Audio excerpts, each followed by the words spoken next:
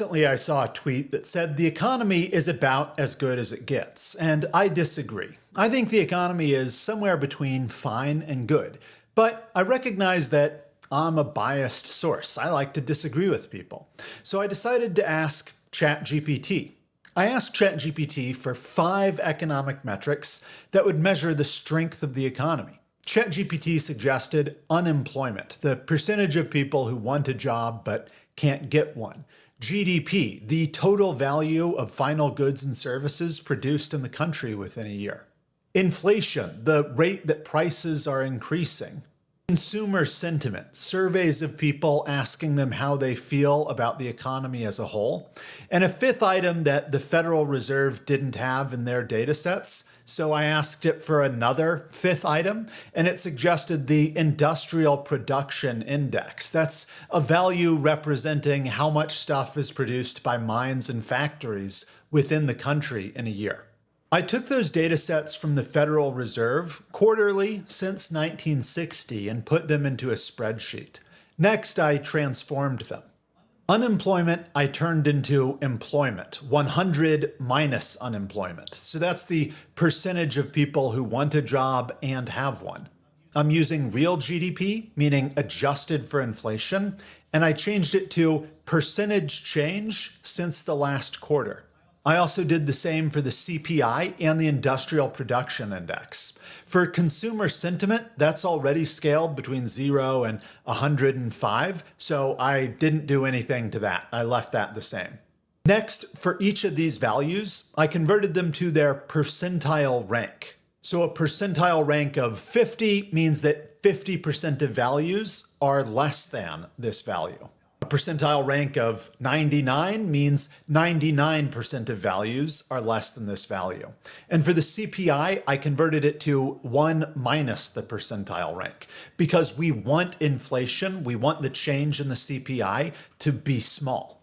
So in my table, a percentile rank for CPI of 99 would mean that you are smaller than 99% of the other values. Finally, I created this graph where we have the average percentile rank for Biden in dark blue, Trump in red, and the current most recent quarter in light blue.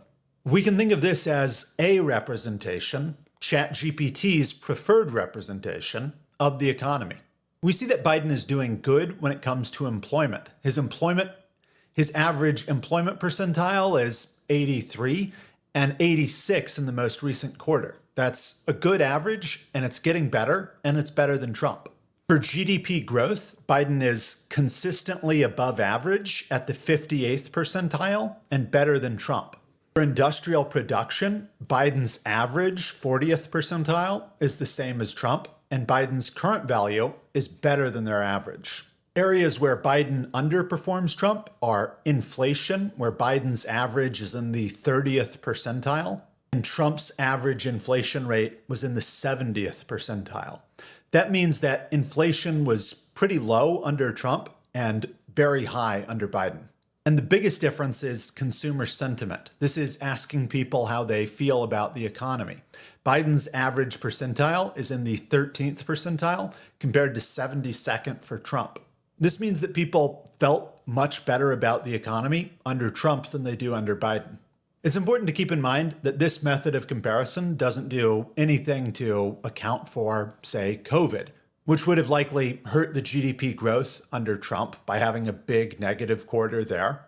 And COVID stimulus and related spending would have likely incurred inflation, which might have hurt Biden in terms of inflation. And this doesn't take into account anything like other countries around the world have also experienced high inflation, so maybe it's not Biden's fault that the US also experienced high inflation. We aren't doing any kind of accounting for or controlling for things like that. Instead, this is just meant to be a picture using ChatGPT's preferred metrics of what the economy was like under Biden and Trump. Thanks for your time.